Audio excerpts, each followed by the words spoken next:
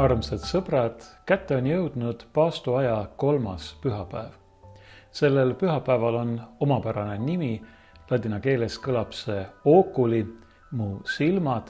See nimi on pärit selle pühapäeva psalmist või algussalmidest, milles öeldakse, mu silmad on alati issanda poole, sest tema tõmbab mu jalad võrgust välja. Ja teatud mõttes just sellest kõneleb ka tänane evangeelium. Me leiame selle Luuka evangeeliumi 11. peatükist ja see algab kirjeldusega sellest, kuidas Jeesus ajab ühest inimesest välja kurja vaimu.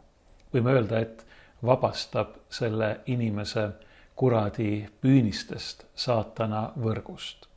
Kuna see evangeelium on päris pikk, siis ma ei loe seda ette tervenisti, loen ette vaid selle lõpuosa 2 tähendamissõna, mis Jeesus meie tänase evangeeliumi lõpuosas jutustab. Need on Luuka evangeeliumi 11. peatüki salmid 21 kuni 26 ja Jeesus ütleb siin nõnda. Kui tugev relvastatud vägimees valvab oma elamut, siis ta vara on rahus. Aga kui temast tugevam tuleb ta kallale ja võidab tema, siis võtab ta ära tema sõjavarustuse, mille peale ta lootis, ja jagab laiali temalt saadud saagi. Kes ei ole minuga, see on minu vastu. Kes ei kogu minuga, see pillab. Kui rüve vaim on inimesest välja läinud, käib ta põuaseid paiku pidi, hingamist otsides ega leia seda. Siis ta ütleb, ma pöördun tagasi oma majja, kust ma välja läksin. Ja tulles leiab ta selle pühitud ja ehitud olevat. Siis ta läheb ja võtab kaasa teist 7 vaimu, kes on kurjemad temast endast, ja nad tulevad ning asuvad sinna elama, ja selle inimese viimne lugu läheb halvemaks kui esimene. Need 2 tähendamissõna kõnelevad Jeesuse vastasseisust saatanaga, kuradiga, kurjade vaimudega ja selles esimeses tähendamissõnas nimetatud tugev vägimees, kes on hambuni relvastatud ja valvab oma elamut või oma kodu, see vägilane ongi saatan. See kuri kiusaja, hingevaenlane, kes ei taha mitte lihtsalt eksitada inimesi pattu tegema, vaid kelle suurimaks eesmärgiks on hoida inimesi oma vangistuses ning lahutada nad igaveseks Jumalast, kiskuda nad endaga kaasa igavesse hukatusse. Jeesus on aga see, kes on saatanast vägevam, see veelgi tugevam mees, kes on tulnud ning saatana ära võitnud.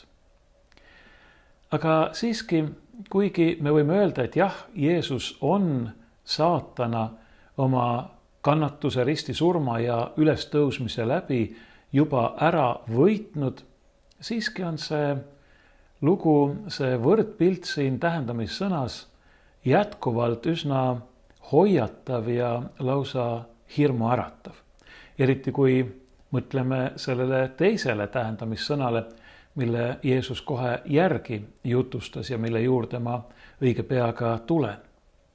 See, et Jeesus kujutab saatanat nii-öelda maja omanikuna, pealegi hambuni relvastatud maja omanikuna, kes hoiab kõike endale kuuluvat kinni oma valduses pea vankumatu meelevallaga, see on hoiatav ja hirmuäratav, kuna selle taustaks on arusaam, et selle saatanale kuuluva või siis tema röövsaagi hulka kuulume ju ka meie kõik inimesed, kes on sündinud siia maailma pärast patulangust, kes on saanud osa sellest esimeste inimeste patust, mida me nimetame ka päris patuks või päruspatuks, kelle loomus on nõrgestatud ja kalduv kurjale, nii et apostel Paulus peab õhkama või hädaldama lausa, et head, mida ma ei tee, head, mida ma tahan, ma ei tee ja kurja, mida ma ei taha, ma teen. Me kõik oleme see saatana röövsaak, mida ta hoiab kinni hambuni relvastatuna, hoiab rahus, nii nagu siin Jeesus ütleb, aga see rahu valitseb tema enda südames, see on pigem rahulolu selle üle, et ta saab nii palju hingi hukka saata. See ei ole mitte meie rahu. Meie oleme umbes samasuguses olukorras nagu see teises tähendamissõnas kirjeldatud kuri vaim, kes hulgub ringi siin ja seal ega leia kuskil asu. Meie sees on rahutus, meie sees on, võime öelda, tühi koht, kuni me ei leia rahu Jumalas. See, et inimkond on saatana meelevallas, on tema röövsaak, see on tõsiasi, mida ei ole vaja hakata kuidagi pikemalt tõestama. Me näeme ju seda, kui me ainult enda ümber ja ka enda sisse vaatame, kui palju on kurja ja ülekohut, mida on tehtud läbi aegade, võime öelda aegade algusest peale, mida tehakse, mis sünnib praegugi kõikjal meie ümber ning kahjuks ka meie sees. See tähendab, meiegi oleme kõik ühel või teisel viisil, suuremal või vähemal määral kaasosalised selles kurjuses ja ülekohtus, mis meie maailmas lokkab, mis meie maailma valitseb või mille kaudu seesama hingevaenlane, see kuri, vana kuri saatan kogu maailma, kogu inimkonda oma ahelates hoiab. Jah, ta on see vägev mees. Ma ei räägi seda mitte selleks, et teda kuidagi ülendada või esile tõsta või ülistada.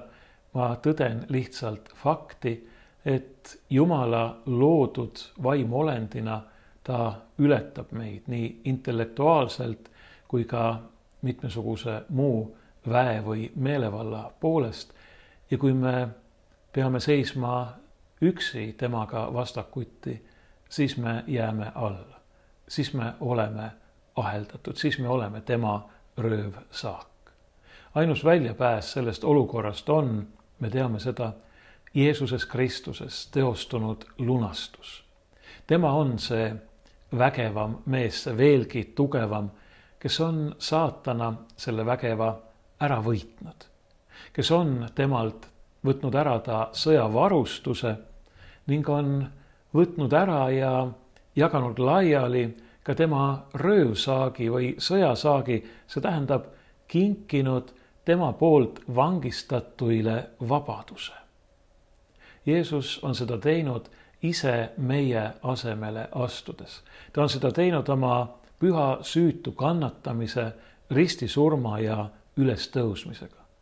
Jeesus on toonud meile pattude andeks andmise. Ta on saavutanud meile lepituse ja rahu Jumalaga.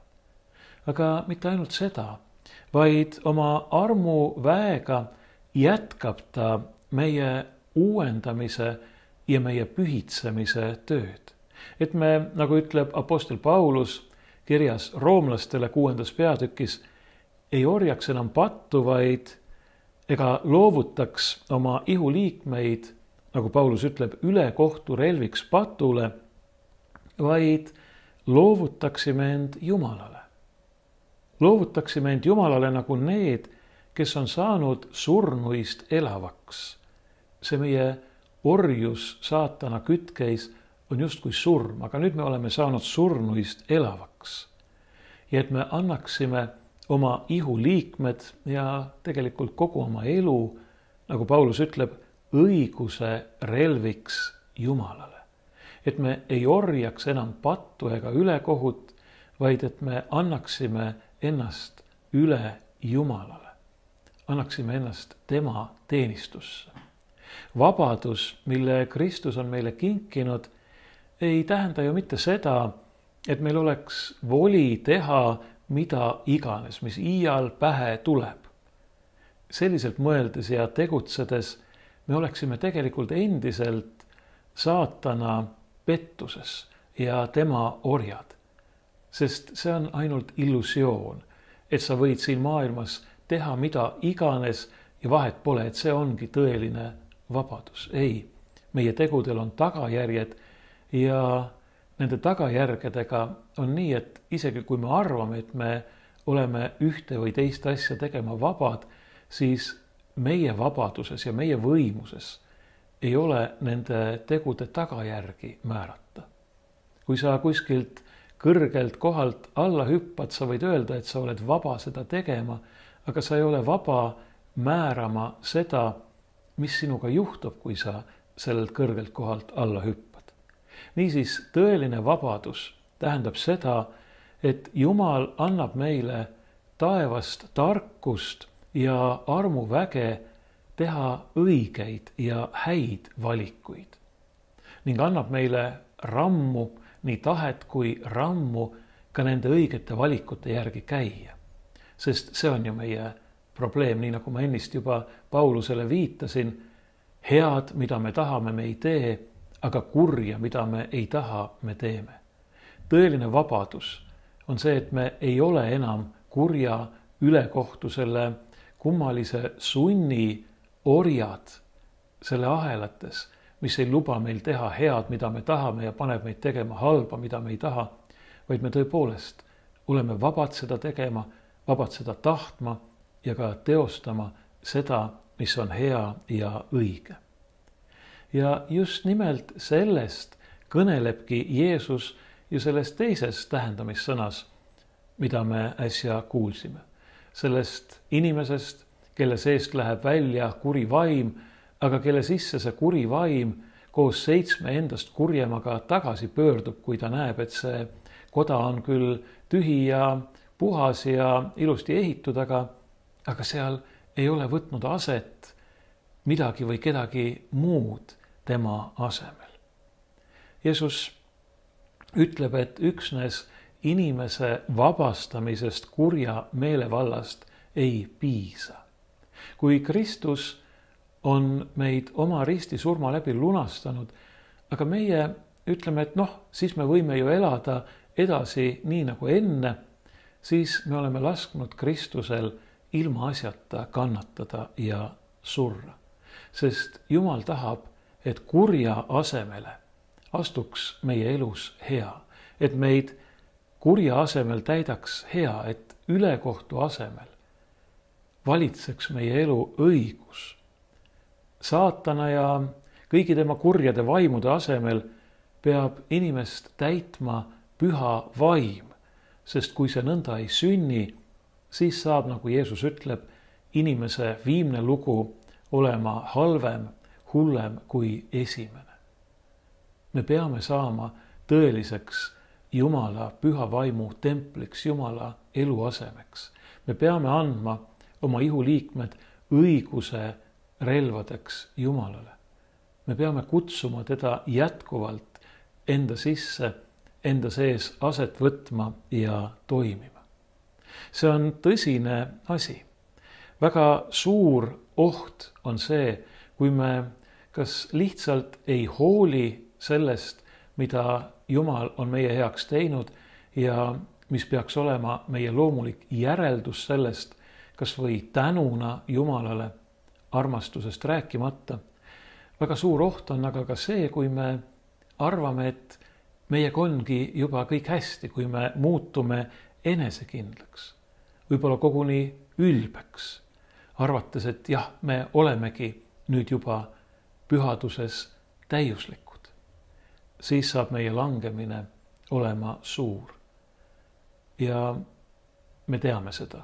Ma usun, me kõik oleme näinud väga kurvastama panevaid olukordi, kus inimene, kes arvab, et temaga on kõik hästi, et ta nüüd lõpuks ometi on näiteks saanud võitu mingist pahest, millega ta on lühemat või pikemat aega maadelnud, see inimene langeb jälle ja tema langemine on enamasti sügavam ja rängem kui isegi see olukord, milles ta viibis enne. Viimne lugu saab olema pahem kui esimene. Seepärast me peame oskama ennast alati realistlikult hinnata. Me peame selles mõttes olema 2 jalaga maa peal. Mitte selles mõttes nagu mõned inimesed, kes ütlevad, et neil ei ole Jumalat tarvis, nemad seisavad 2 jalaga kindlalt maa peal. Need inimesed tegelikult elavad illusioonis. Vaid see meie realism peab olema selline, et me teame, kes oleme meie, kes on Jumal, kes ja kus oleme meie Jumala ees. Ja just selles mõttes me peame seisma 2 jalaga kindlalt maa peal, oskama ennast, oma elu, oma võimeid realistlikult hinnata. Me peame mõistma, et meie lunastus ja pühitsus ei ole mitte meie endi töö ega teene, vaid see on Jumala armu kingitus, mille me peame vastu võtma, millel me peame laskma enda sees tööd teha ning milles me peame kasvama. Ja see kõik peab olema teadlik ja tahtlik. Jah, Jumal teeb meie heaks palju rohkem, kui me iial palume ja küsime, kui me oskamegi paluda ja küsida ilma, et me paluksime ja küsiksime. Aga ometigi on tähtis see, et me avaksime ennast Jumalale ja et me ka ise tahaksime. Et me tahaksime lasta talle enda sees seda tööd teha, sest Jumal jällegi omalt poolt ei taha teha midagi vägisi, vaid ta vaatab meie kui oma armsate laste peale ja ta ootab, et me lõpuks ometi aru saaksime. Nii nagu me vanematena vaatame oma laste peale ja ootame, et nad saaksid aru, nad mõistaksid, mis on neile endale hea ja vajalik. Ja oleksid valmis seda vastu võtma, sest et see on parim viis selleks, et nende elus ja meie Jumala laste elus võiks midagi muutuda, et me võiksime tõeliselt kasvada.